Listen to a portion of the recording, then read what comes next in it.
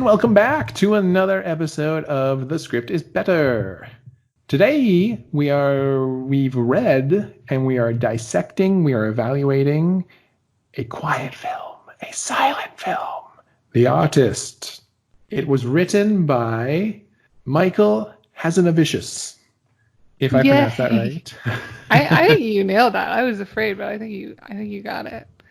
Yeah, and it spans a certain period of time in America, particularly in Hollywood, from 1927 to I believe around 1931, maybe a little further in than that, further on from that. And so, like right away, it's Great Depression. This is our backdrop. It's silent film, Hazanavicius, lots of different characters in the film.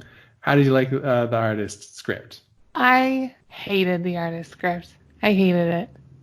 Okay, the story was cute, and I didn't want it to be cute. Like, I was so hoping near the ending it wasn't going to be cute. And I found that just reading the script was such a labor, specifically because of the way it was formatted, that I just, had so much trouble doing it. I had to do it in, 7 different sittings, because I couldn't, and I would only ever read, 3 pages of this 43-page script. Yeah. And that's with the title page. So really it's only 42 pages. Uh-huh. I could only read a few pages at a time. It was not a fun time for me in general. How about you? Okay. Interesting. I had no trouble reading the script. I really enjoyed it front to back. I think I read it in one sitting. I had to read it in one sitting because I read it last night and we're recording today. So if I hadn't, we wouldn't be prepared for this. But there's nothing in it that you gave me a little spoiler saying that you hated the script. And when I was reading it, I was like, why does she hate this? Is there rampant misogyny? Is it just badly written? And I was just like, no, I'm enjoying everything in it. So I was like, I don't know why she doesn't like it. I'm on board for it. So yeah, we're definitely on two sides of the fence on this one, but that's cool. So, I mean, what do you want to talk about then in The Artist? What are some key moments that let's focus on the story at first then. What did you think about the story? You said it was cute. Mm-hmm. So did you enjoy the story if you take away the formatting? I enjoyed the story if the formatting was all fine. I enjoyed the story until the car crash and the gun scene.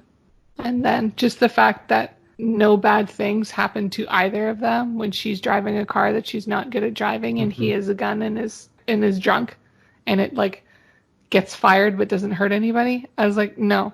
That's very near the ending too, but I was just this confirms the fact that I do not like this. And I found that what he got in the end wasn't deserved. He did one good thing for this girl, and that was, hey, you should. He did one good. Yeah. He did one good thing for this girl. He's like, you should have a mole right here. So then you stand out and you'll be, undeniable. And then that kind of changed her career. And then she just, for her, the next few years, she was always doing these nice things for him over and over and over. And I'm like, you're not indebted to this man just for a mole on your face. You would have been fine. I just didn't like that. Man, I think you're talking about this as if it's a contract. I'm going to have to push back against this one because it was never a contract. I don't think she ever felt indebted to him. I think it was more even before they had their meet cute, when she's pushed into the line and they kind of dance and have a little kiss and stuff. She was in love with this guy and their relationship builds over time. I don't think it has anything to do with the mole. I think it's just that she's in love with him, he's in love with her, and she wants to help him even though his life is falling apart. For sure. I get that there's love there on her side, but why? What makes him deserving of her love? It's just that they love each other. He doesn't even love her. Doesn't he? He has way too much pride. The whole, for most of it. First of all, he has a wife, so anything that he does with her during that time is going to be cheating. And if he did love her, he would have left his wife.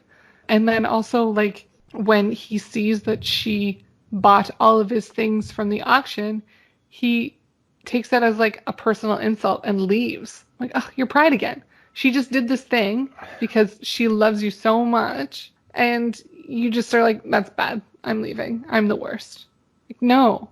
Somebody who is deserving of love has enough confidence in themselves to realize that, the person in front of them is doing nice things for you. And they're not like, if something they have done is hurting you, they didn't do it on purpose. And I just feel like he takes everything like, how dare you? I felt that he did less taking things as how dare you and more taking things as more like a sad sack. Like he gets fired, he's like, no.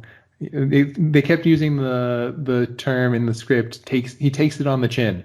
And so I always just felt like he gets fired. Oh, his wife leaves him. Oh, he's kicked out of the house. Oh, just like, and now he doesn't have any money. And like, he definitely had pride, 100%. I agree with you, but I don't feel like, yeah, I don't think it was negative the way that you're making it out to be. Really? But also, like, Yeah. he's like passive at a certain point. Like things just happen to him, like you said. Like, oh, he gets fired. Oh, his wife leaves him. Oh, like this happens. It's like the things. He tries one thing. He tries to do a movie himself, and that fails. And that's the only thing he tries. And then for the rest of it, he's just like moving kind of along until he I mean, almost kills himself twice. I'm gonna have to defend everything here. To be fair, this is the Great Depression. Not only did he use all his money he put all his money into this film, but the Great Depression happened, and so not only like it was a financial flop, but he now has no money, and no one has any money, and no one's going to invest in him. So his life is over. Like at least his life as he knows it is over. He's not a star. He doesn't have any money to try to just like continue on as normal. And yeah, what else is he going to do? Any other kind of job. And he 100%, that's logical, but this is a movie. And that's the drama of it. And lots of people don't, right? Yeah. I mean, yeah. And to be fair, like this is months down the line, but we just recorded Contagion, and I was complaining about how Contagion was too much movie, too much actiony, and so I wasn't giving the benefit of the doubt there, and I'm giving more the benefit of the doubt here. But I really think that it deserves it a bit more. And hopefully, when we watch the film, you will too, but maybe you won't. Is there anything you liked about the script beyond like? I mean, you said like the story in general, like you liked it up until the end. Like any like specific moments that you enjoyed? I liked the stuff where they like went outside of the film and did like different things, like where he's in a dream and you don't know it's a dream, but like all the sound comes back in and he's the only one who can't make sound. So for that piece of the silent film, there's sound. And then there's another part where like he's him and then he's also looking at like the small version of himself. I He's like drunk, those yeah. things. Yeah. Those are definitely standout moments for sure. Yeah. They were both fun, yeah. And so that's all you liked? Yeah. Or the things you mostly liked? Just to circle back around, I did want to mention one thing that I disliked about the ending, because I wanted to be at least a little on board, is throughout the film, this is a big spoiler, so but you're listening to this, so whatever. Throughout the film, George, the main character, and the other main character, Peppy, do this little tap dance flirtation. And it turns out that at the end of the film, this is their big way to success and fame for George to get back on top. Is like, you can tap dance and this is going to be the way that you'll be popular again. I'm just like, there are, I'm sure, thousands of people who can tap dance in Hollywood. And yeah, you're a known actor, but it seems like your fame has gone down damn quick. So I'm not sure. I just feel like your tap dancing isn't going to be what's going to bring you back on top. Yeah, I fully agree. I mean, maybe he's never done it in a movie before, or maybe up until that point it was never done because films are silent. You're not going to hear taps. So it could have That's been true. the first tap dance in a film. And there were a lot of those films starting out in that time, right, where they really started to have like dance numbers just in the middle of it, right? And like Fred Astaire and these different people, right? Yeah. Right? I'm mixing up the time. Yeah. No, you're not. I there were so many times where I thought this felt a lot like Singing in the Rain, and I was terrified at the end that they were going to like go into Singing in the Rain. It's like, oh no, are they going to rewrite this? Because they wrote break into it. Well, they rewrote some other stuff to be Zorro. That George is Zorro. he plays Zorro, even though it was played by somebody actually who existed at this time. So I was like, are you going to do the same thing for Singing in the Rain? And it's going to be like Peppy and George in those spots. No, that would be a bit much, I think. Because the rest of it's not a bit. No, I was on board for the rest of it. Did you like the dog? The dog was cute. Jack Russell, he was cute. Yeah. His name was Jack, I think. Yeah, Jack. Yeah. Yeah, and he would have his big shtick was getting the finger guns, and he'd fall over dead. Very cute. Yeah, and it was used so much in the film too. Like people loved it, and it was used as a way in like the film within the film. It was used to like get past guards at the very beginning. I love that first sequence in general. And then you enjoyed the first sequence? Yeah, it was cute. Like him getting out of jail, but how did this dog get into the jail? I don't know. It was a little bit like, okay. Yeah, this is your like one visitor? It's I don't know. in medias res, right? Like it just sneaks in. Yeah. We don't know how it got there. And then, you see it happening on stage. And then the dog uses it to get the cop to follow him later on. Like it's just like a cure-all for everything. Yeah. It's like, hey, look at this trick I can do. Now you should follow me. Along with some coaxing from a random woman on the side. Oh, man. I wonder how this film was for extras or people who... Like what kind of credit would you get? Are you all just considered extras even if you have like the camera focused on you because you don't have any lines? How do credits work? I'm not too familiar. So like No. Like Peppy and George and the chauffeur and probably the people at the auction and the producer, those are all going to be like first billing people. Okay. So even though like say the woman just on the side of the road who's coaxing the cop along, like how much of a credit would that be? Yeah, she'll get one later. Like because up until that point it was all actors who were all silent actors. So there wasn't like you have a non-speaking line, so you're going to be silent on camera, which is SOC these days, or you're going to be background. It's like we're all actors in this. But there are some when the Artist came out in 2011, I believe it was. No. Up until like I'm talking in the time of the movie. No, sorry. I'm talking about in real life because like now, right. So I mean, the woman playing the actor playing the woman on the side of the road, like coaxing the cop to follow. Like, would she get like speaking role credit even though there's no lines? Like, would she be paid less even though like that's the nature of the film? Yeah.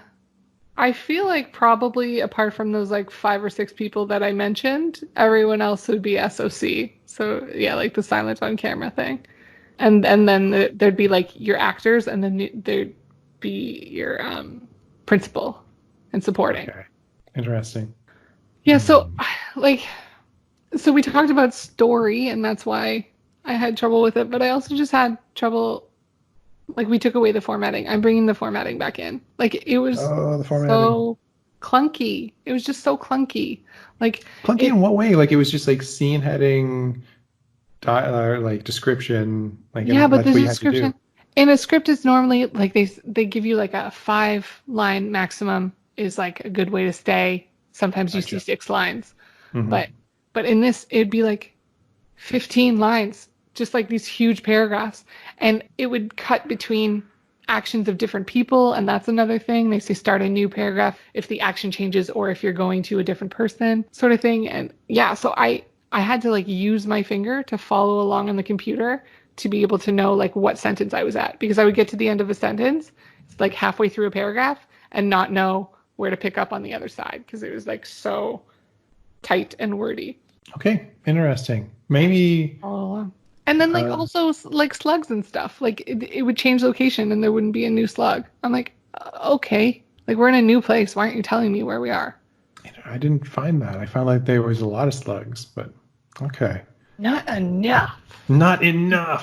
And also there was a lot of freedom. I mean, I know that you like this in scripts. You like your own imagination kind of creating the film. I very much do not like that. And I found in the script there was so much of that. Like, right at the beginning, they're on an airfield and there's an airplane and they're like, the airplane begins to move. And I'm like, well, what kind of airplane? I see. Like, what am I looking at? Yeah. You know? There's like the whole script is narrative, but there's also like zero description in it for like the world. Like I don't know what I'm looking at, and I just want to know. I built an entire world. I had no trouble with that. I think it just might be the difference that I read a lot of fiction. I read a lot of novels, so Yeah. maybe I'm just like used to this, and like the size of the paragraphs did not bother me at all, and yeah, everything just seemed normal to me. I can switch to a novel and be okay with that, but in this, because it's not done that way, it like is hard for me. Hmm. Yeah. Well, Especially when it's on a computer screen. If it was printed out in front of me, I might be able to handle right. it easier. Maybe. Hmm. I'm not saying guaranteed, but yeah. No promises. That's fine. Yeah. Oh, and I have a note here. I didn't find the script interesting until scene 33, where the stuff in George's dressing room makes noise, but not him. So that's Really, you didn't. 14 pages in. I was like, okay, this is kind of interesting. Because Okay. before that, I was like, oh, it's the story of a guy who gets like taken over by the young ingenue and he can't handle it. Okay. See, I didn't see it too much as like, when you say ingenue, like I wouldn't emphasize the female male dichotomy there. I felt it was more like just like the new age, and like they Mm. definitely focused on that. Like young people, there's a new way of doing things, and the old people should get out. And Peppy even says that at one point. They should move aside, and that leads to some drama later on. But Yeah. I didn't feel like it was a male female thing in this script. Like I think he was, if anything, throughout the film, despite the fact that he's angry at her for saying that and he's depressed that his career is over, I think he was at the same time happy that he was always happy that she was on the rise and that she was getting the due credit that she deserves. Okay. You felt different? I mean, I'd like to just see the story of Hmm. it being a man and just see how he takes it. So, Of it being a man like him and then like not being Peppy, you mean? Like there being a different yeah. man there instead? Yeah. All things the same, but it's a man. I don't think it would be different. I really don't, because I think that like the only time that he was angry at her was when she said that. And she was embarrassed that she had said it in front of him. But, in a way she was right. She was definitely right. Like, things are moving on and you've got to move along with the times, and that sucks. And I get why he would be angry about that, but like all the other times, like he's always like angry at like the director, the owner of the company, and like the world in general. Like he's never angry at her except when she buys his stuff and he's proud and he goes to kill himself. Yeah. Yeah, I but saw it and you're differently. able to separate in that moment that in a time when classically men take care of women, this woman took care of him, and that's not a Mhm. part of why he wants to kill himself. I don't think that was explicit. No. For me, like separating the gender roles in this story is impossible. But I can see that they don't explicitly talk about it or even hint at it. I'm just like, No. that's the times. And so that is quite obviously in it, in my mind. But I can see how it may not be. So I look forward to seeing the film to see if it still presents that way in to me or not. Hmm. I feel more weight from the Great Depression than from any female male societal roles in the film, where like this just everyone was just hit so cataclysmically by this economic depression that suicide, I'm sure, was something that a route a lot of people took at that point. And so I'm not surprised when he feels like it's his lowest moment.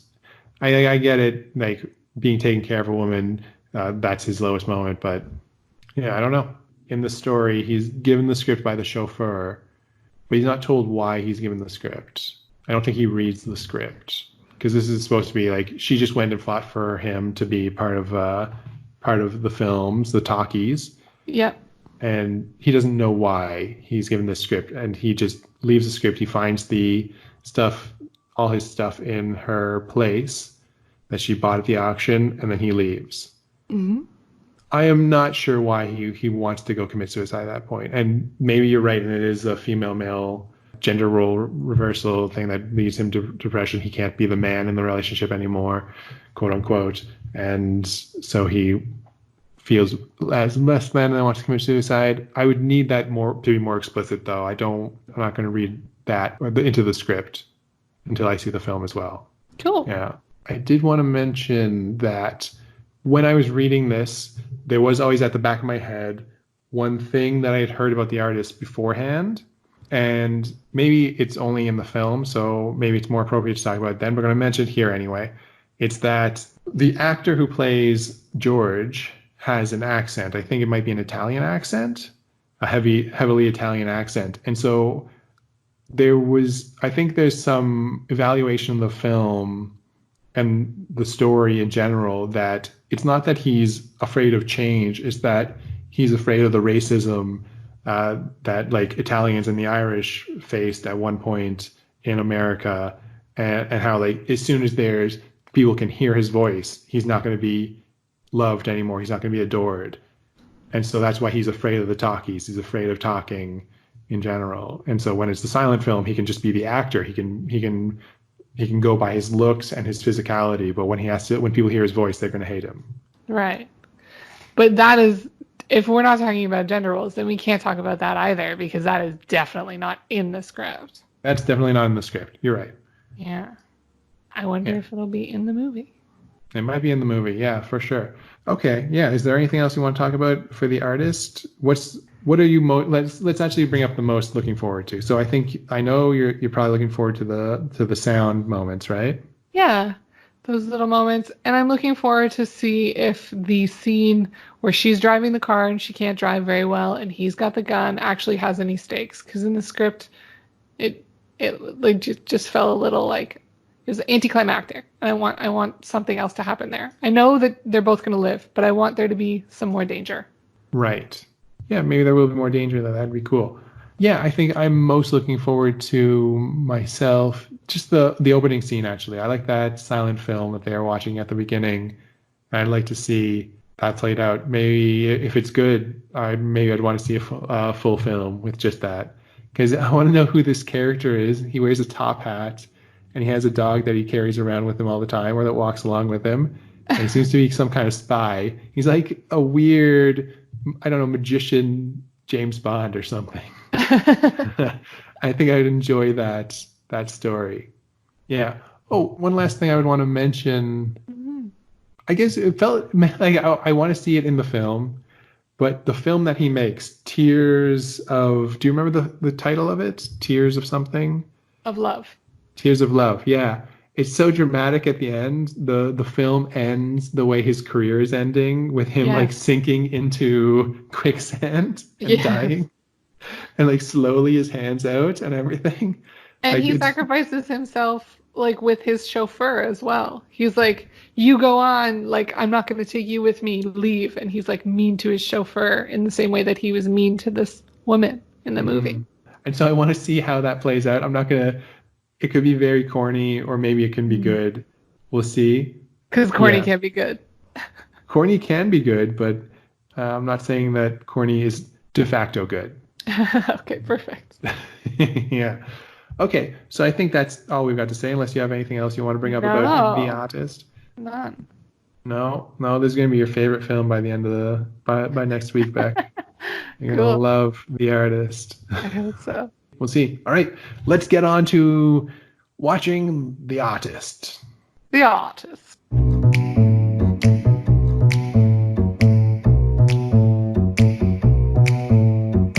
For this week's question, I want to know, John, Robert Pattinson is Batman. That film, they just released a teaser for it. It looks fun. How do you feel about Robert Pattinson playing Batman? Beck, I'm going to surprise you in a couple different ways, because I've learned some information recently. Okay. Last night, in fact.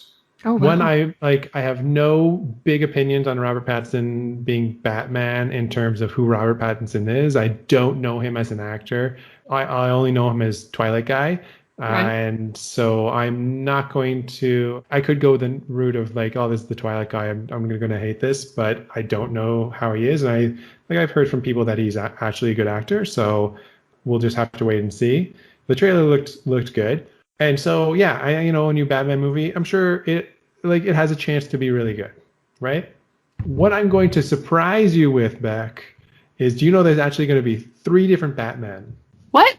Yes. Boom. Knowledge. Not only is Robert Pattinson going to be Batman in The Batman, you might have heard that Ben Affleck's actually coming back to appear in the Flash film. I So, did not hear that. That's well, cool. there you go. Yeah, so Ben Affleck's going to be back as Batman in the Flash film. But this is good. The big reveal is that Michael Keaton is also going to come back as Batman in the Flash film. What? Yeah. What? I don't get it. Okay, tell Yeah. me. I don't know what part he's going to play. I don't know if he's going to be like the same Michael Keaton Batman, but it's going to be Michael Keaton as Batman. And the Flash, if you don't know too much about the Flash, there are alternate realities and he can jump between them often because of his speed. He can also cause alternate realities by changing time. And so it might focus around Flashpoint, which is an event where he saved his mother and that ended up changing time because his mother dies. And in that case, it would make sense that there would be 2 Batman because if time changed, then that would explain why there's Michael Keaton Batman instead of Ben Affleck Batman now, or vice versa. Okay. Yeah. So 3 different Batmen. Robert Pattinson, I hope he does a great job. I will definitely see the film and we'll see how it goes. I'm not super excited for Ben Affleck coming back as Batman, but I mean, he had some bad luck in the films he was going in. Let's see if he has some better luck in the next one. And I am really excited about Michael Keaton. Yeah. Yeah. Yeah. How do you feel? Yeah. Sorry. Okay. No, you go. I was going to say, how do you feel about Robert Pattinson? Because you, at least at one point, like you grew up with the Twilight films, and so you know who he is. You know what he can do, at least to an extent. I think you've seen other films by him, right? So, what do you think he will bring to the role? I don't know. I personally don't think they would invest so much money into a Batman film and have the actor not be able to pull it off. So I feel as if it's going to be good, but I just don't buy it at this point. I find that he also has this a posture thing about him that has always bothered me.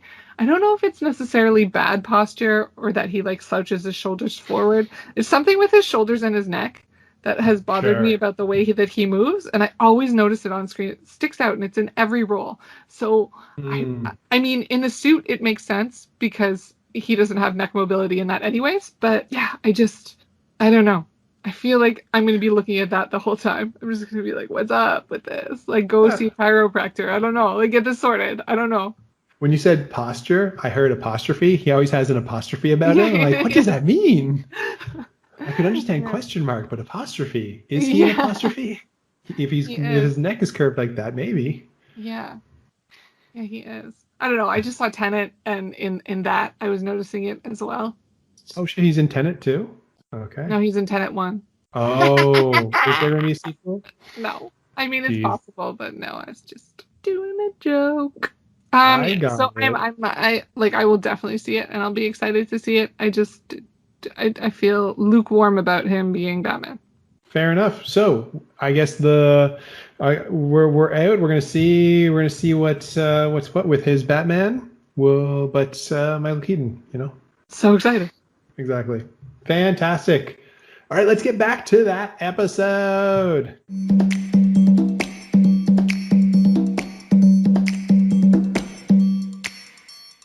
And now that we're back from this little break, our little question there, we are going to talk about The Artist, the film. So artistic, so riveting in its silence. Beck, how did you like The Artist? I liked it. Do I have to say more than that? Yeah. How did you like it? Yeah, I liked it in general. On the whole, I thought it was cute, and I thought the casting was fun, and I thought the 2 leads were so charming that nobody else could have played those 2 roles. Cool. Yeah, I mean, when you said fun, I think even when I was reading it, I think it reminded me a bit of the first half of The Roberto Benigni film that we did. Life is Beautiful. Yeah, Life is Beautiful, exactly. Where everything is just like cute and they do things and it works out, right? Yes. Yeah, I think it was fun like that too, for sure. And I really enjoyed the film myself in general. I liked the casting. I think there was a lot of surprise casting that I wasn't expecting. And the film was just fun and yeah, an enjoyable experience for me. So I guess we should go into some details then. You mentioned the casting. Why don't we start there? What were some notable castings that you enjoyed? I mean, all of these like bit characters were famous people. Like right off the bat, I recognized John Goodman when he was still out of focus and just sitting down on a chair in the background. I was like, that's John Sure. Goodman. So I don't know if that's a good or bad thing because I was like so excited about the fact that I was seeing, like Dan from Roseanne and I don't know. I saw James Cromwell from Babe, yes, and then Malcolm McDowell as well, who like didn't do anything. He was just there for Right. a few seconds and like literally did not do anything to the story. Um, Sure. Yeah, yeah. Before she became famous, he's the one that pointed out that she was not famous. yeah, Yeah. Yeah. by all by just being like, I don't recognize you kind of thing from this newspaper, like not putting that together, right? Is that wrong? Yes. Yeah, exactly. Exactly. Yeah. In the paper, it's who's that girl? So people don't recognize who you are, even though you think that this was a moment that's going to make you famous. Right. So yeah, the casting was really cool, but again, I like this is another one of those movies like Beguiled where I'm watching those actors and I'm not watching the character. So the main, Oh, like the really? two leads, I was watching the characters and that was so cool, but the supporting characters, I was watching actors for sure. How did you feel about the casting?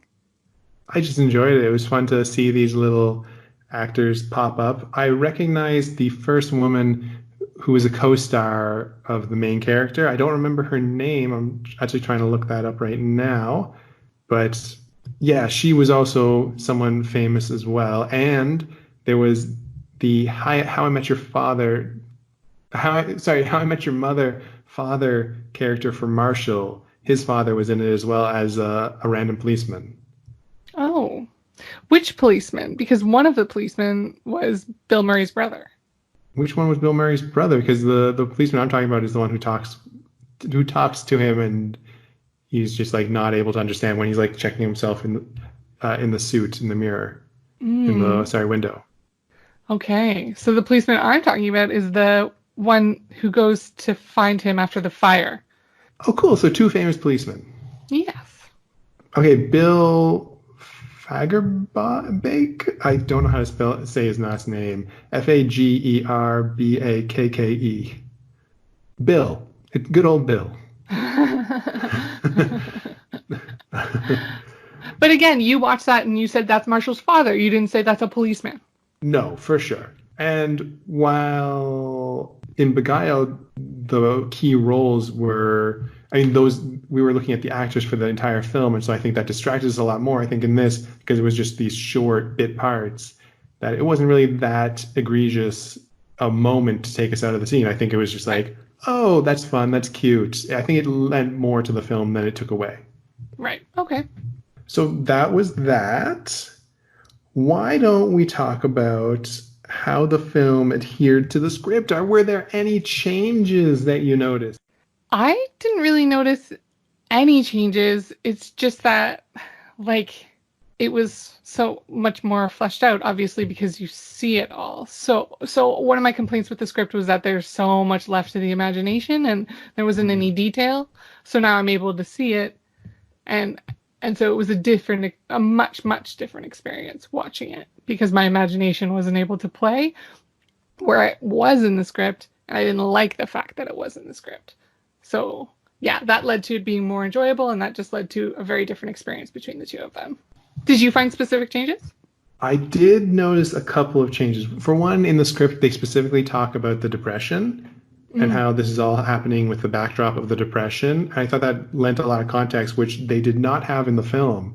It just went from him being a famous actor to him falling from grace because of the talkies, and than him not being a famous actor, him losing everything that way. They never really mention, even in the newspaper clippings that we see go by on the screen, that the depression's happening, which I think was such a key thing to the entire experience and to the film, because I think that really influenced why he got to the point that he did. Because, yeah, otherwise he financed a film, it didn't work out, and then he had no money. Yeah. So, it's, that must have been a very expensive film. Yeah. Well, Yeah. you saw the checks over and over, $1,000, $1,000, $1,000. He kept signing those checks. Sure. Yeah, it's true. It's true. I still feel one film, he's a famous actor. He should be able to afford one film, especially when it's like everyone's moved on to the talkies. These should be the old silent films. Maybe are less expensive. Maybe they're more expensive to film. I don't know. I still think it would be so expensive. Like $1 million is like a low budget film now. Mm-hmm. And not very many people have $1 million. Couldn't even tell you like how many famous Canadian actors have that. So if you put that into like perspective and kind of like go backwards in inflation, I feel like, I just feel like it would kind of bankrupt him on one movie, because they are so expensive. Especially like he's trying to emulate like one of the biggest films of that time. I guess so, yeah. And then just small changes beyond that were really like redundant scene here, maybe a scene changed to a different room there. I think Peppy was arguing with John Goodman. That's the only way I can refer to him right now, because I can't remember his name either. The producer. I think yeah, sure. The director, right, too? Or was he just producing? I think he was just producing. Okay. Well, yeah. So she was arguing with him, and I think that happened in his office. At least in my mind, when I was reading the script, it happened in his office, and in this, it was happening in a crowd of people when they're about to film a scene. And so I think that changed that a little bit, gave the scene maybe a little more weight, because she's doing it in front of other people. And then other things, like they cut one time George walks around the house and he almost enters the room where all of his stuff has been left after she bought it all in the auction. And then he's pulled away from doing that. Yes. In the film, they removed that. It was redundant. It didn't need to be there. He just stumbles upon it because of his dog. And so that worked. Yeah. So I think the changes were good in general. Just, I really do think that the movie could have used that depression. Okay. And just like background. Yeah. Yeah. Okay. So those were kind of like our differences. And we've talked about the casting, which, yeah, it was fun. How about we talk about things we liked and things we didn't like in general? Okay, so in general, thought it was really cute. Some standout moments are the ones that I was really looking forward to in the script portion, which was like the sound coming in, right? For a moment, and the little people, when he's drunk. It was fun when the little him started shooting at him with his rifle. Yes. Yeah, that was really fun. The first time I was like, oh wow, was when Peppy puts her arm in the jacket and she starts like stroking herself almost as if like he's holding her. I thought that that was very cute and very beautiful. Really? Performance was really good. Yeah. Okay.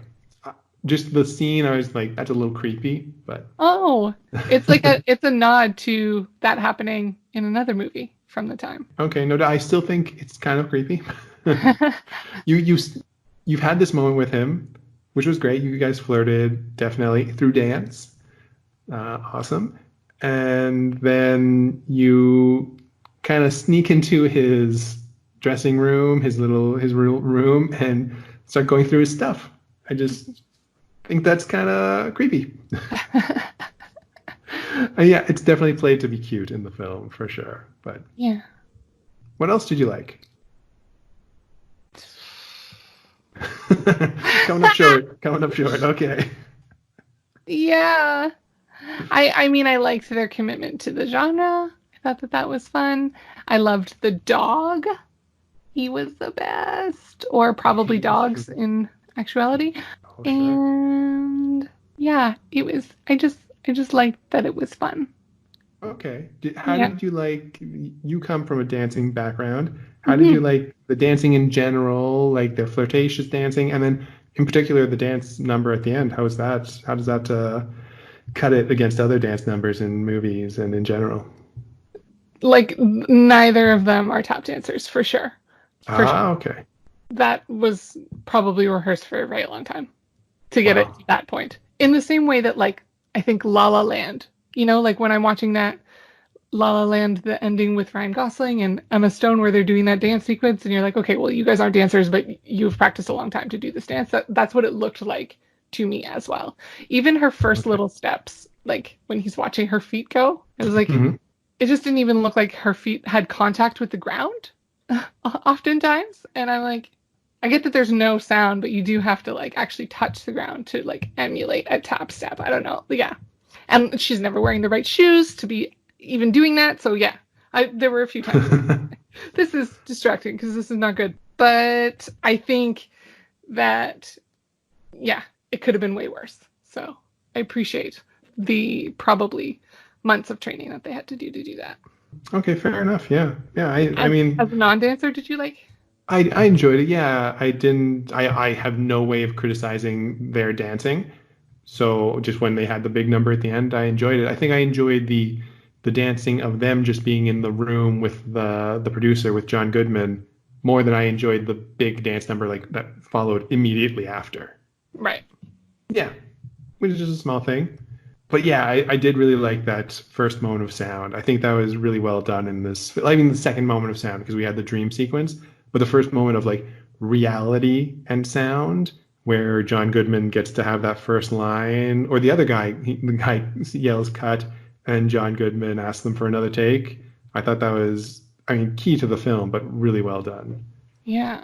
That was at the very, very end of the movie, too, right? So we're talking, Yes, that's like the last scene.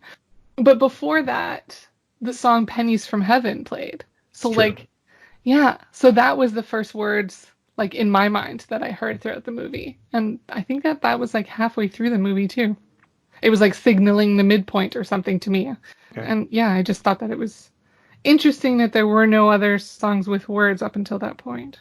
Yeah, that's fair. That's fair. I do still think that the ending had a lot of impact. I enjoyed that last line. Yeah. That was fun. And then George coming back with his answer. All good. Yeah. What else did I like? Oh, I really liked the filming process. So when George is filming Tears of Love, and you already talked about how you got to see him signing checks away. I like that just you saw him doing his writing, doing the producing, and doing the acting. It's not in particular that he was doing all these things. It was that just the way it was filmed, showing those different things all happening at the same time. I thought it was a fun set of shots. Mm-hmm. That was really cute. Oh, and there was another shot. There was when he's first at the bar, right before he starts dreaming up the little people. I enjoyed the shot that they had right there, seeing him. I think they're shooting from underneath the glass, and then they come up over top. Anyway, they turn it around, and it was well done. And he pours water on the table, on the glass Mm-hmm. table. That was well done. Yeah. So some cool shots in here. A good like just atmosphere in general. Yeah, I think it was a fun experience. So now that we've kind of gone through some things that we liked, what are something? I'm just looking at one of my notes for something I didn't like or I thought was silly. What did you not like? I didn't like the representation, first of all, was really poor. Everyone was white except for the tribe members in the Tears of Love movie. And it was interesting because in the script portion, you brought up representation a little bit in that they wanted to show that maybe George was afraid of the talkies because he's of Italian descent and he would have an accent and therefore not do so well in the talkies. Right. Yes. This is a Um, theory that I had seen online before.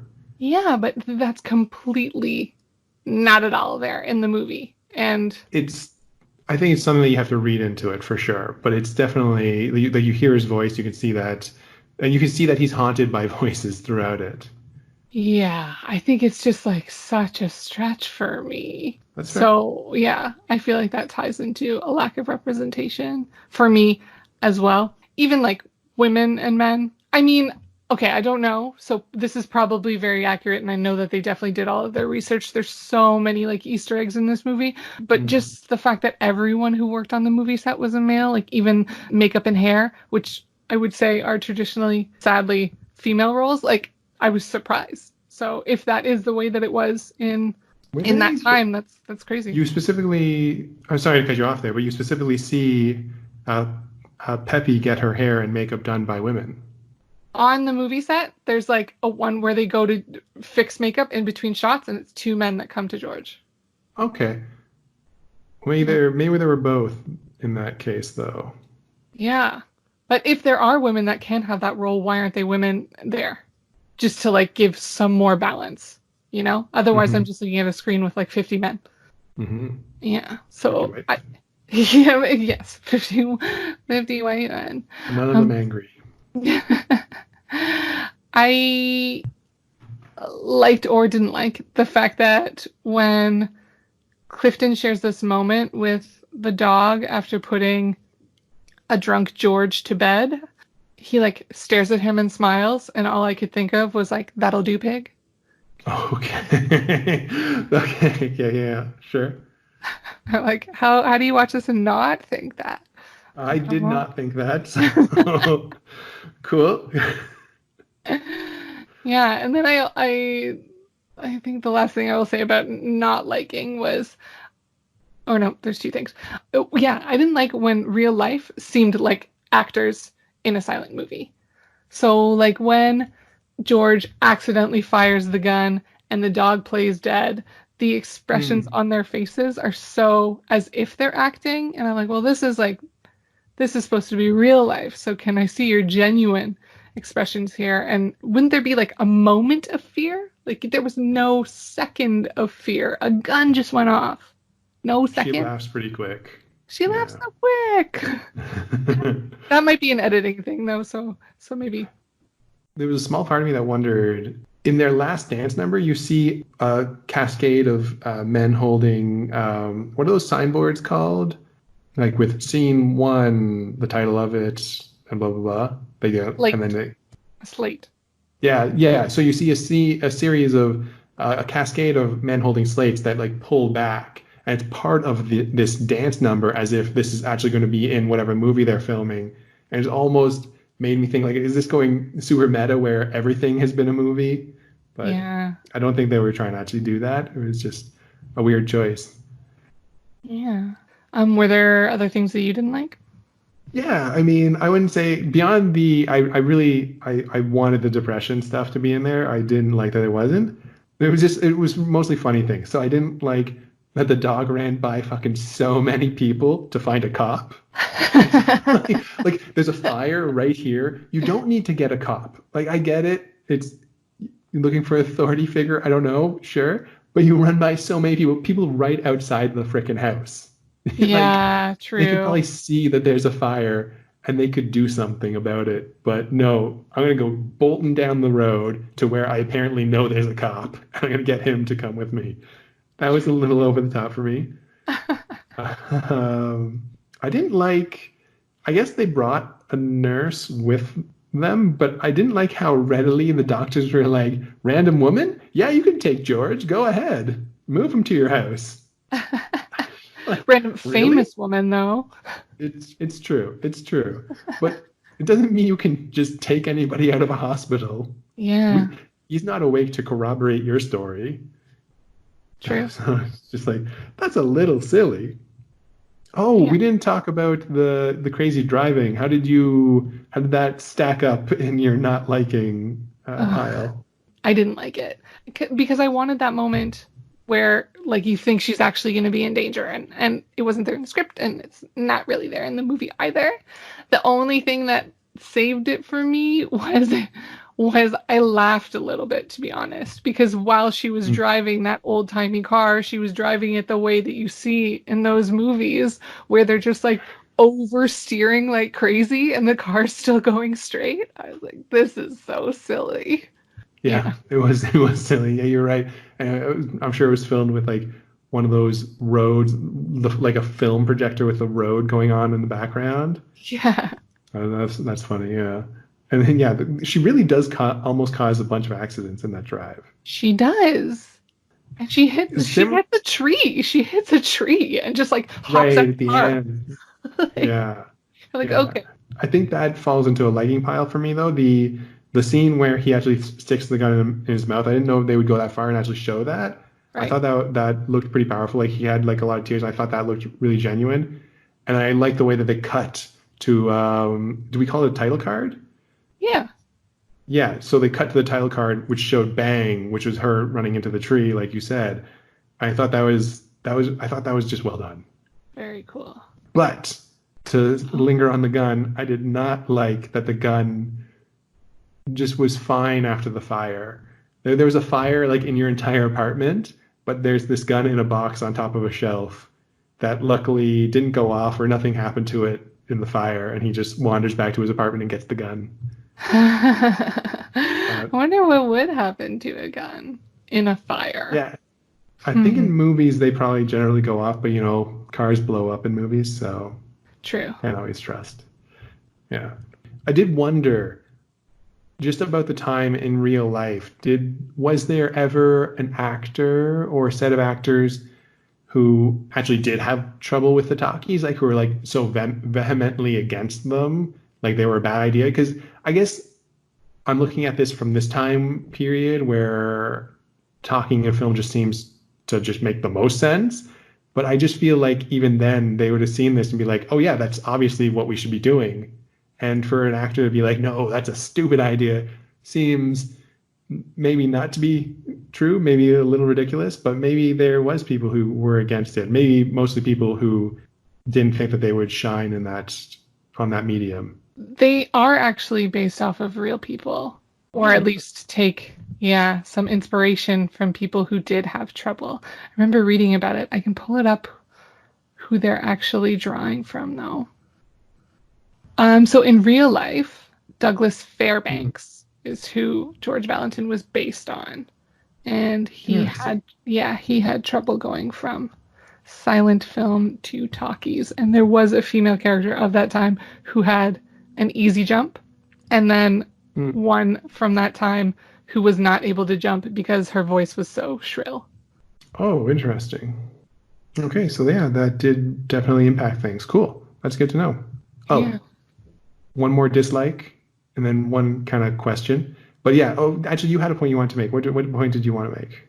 Just that the whole movie is based around, I mean, yes, silent movies versus talkies, but also like a new generation coming in Hmm. against the older people. And I know that there's suspension of disbelief in terms of actors' ages when they're in things, but he's only 4 years older than her. And I saw that from like the first moment they were together. I was like, he does not look that much older. And if he didn't have that mustache, I bet that they're pretty similar in age. And then I looked it up and there's Hmm. 4 years apart. I'm like, okay, well, it's not really like young and old. 4 years is in a different generation. So you guys have so much chemistry, and I'm so glad it was the two of you that played these characters. Hmm. But I don't know. I mean, seeing like a young 20 something do that role might have changed it a little bit for me as well. Yeah, that's fair. I mean, it's nice that there was a closeness in age in a way too, because you see so often see your like 50-year-old, 60-year-old men like action stars with 20-year-old women in movies. I mean that is a bigger disparity than the reality, like probably like 40-year-old. So maybe it's nice that they weren't so different, but I agree, yeah. Just for the point of the film, you're right. Can I just say like that the worst, the worst of that for me is the rom-com music and lyrics, and I don't know. It's Hugh Grant and Drew Barrymore, and I'm just Oh, like, no. how I don't know their ages even. It's 1975, so it's 15 years. I Okay. mean, I guess it doesn't seem like that much, but like on screen, it plays so disgusting for me. Uh, that's fair. That's fair. It's funny because we grew up, or maybe more me than you, but like when E.T. was just out, so like I recognize like Drew Barrymore from being like a child. Yeah. So it's weird for sure. One other thing that I wanted to touch on is I would have liked to have seen. This is impossible because there's no time in the movie and there's no time. There's no way to show all this, but it really felt like his wife in some ways was a little over his charms. And what like came across as charming to us when he was like trying to like get her attention and be goofy in ways, I would have liked to. It makes me wonder, at least. It makes me wonder if the romance of this new relationship with Pepe, between him and Pepe, if it's eventually going to get to a point where that romance also fizzles out. If maybe like he had this great experience with his initial wife and that fizzled because there wasn't enough substance. But maybe there's more substance in the Pepe relationship. I don't know. Yeah, I mean, it could go either way, right? I think I would lean more towards that it wouldn't get kind of like lackluster to her because she's in the industry as well, whereas his wife isn't. Yeah. I don't She know what has her like wife more did. fun. Yeah. It seems that his wife is just always dressed to the nines, but stays at home. Yeah, for sure. That definitely the impression that she gave off. My final hate was just the dog should have been on the leash at some point. No one's gonna like me for saying that, but I mean, Yeah, he was just allowed everywhere. He was Yeah. allowed everywhere. I mean, if you're a It's- famous dog. I mean that dog's not getting paid to scale either. So, but yeah, put your dog on a leash, people. That's all I'm saying. I just found that it's actually 3 dogs. There's one main dog named Oogie, but there are 3 dogs, and they had to, oh my gosh, they had to paint or dye the dogs to have the same markings. Okay, cool. Interesting. Okay, well, did you have anything else you wanted to touch on for The Artist? No. Okay, cool. Beck, what did you like more? The script, the film, I'm sure there's no book, so we'll just stick with the script or the film. I liked the film better. I agree. Yay. Perfect. We have consensus. We can move on. Yeah. What are we going to read next? What are we going to evaluate? Next time we're going to do a Canadian film called The Sweet Hereafter by Adam Agoyan. Sorry it's taking this long to do a Canadian film. You don't need to apologize to anyone, Beck. they get what we give them. Fair. Fantastic. Okay, I'm excited. We're getting into a Canadiana. I think luckily we're not on radio because I think like 10% at least has to be Canadian. Yeah. If we were broadcasting. So you're right. Yeah, we'd have to do a lot more Canadian. We'd need to catch up. Well, no, we'd only have to do one more Canadian because we have 20 recorded. 21 recorded. So really we'd only have to do one more Canadian. We're kind of going along pretty well, actually. Fantastic. Okay, well, let's read it and let's get back and let's see you again next week. Sounds good. That'll do, pig.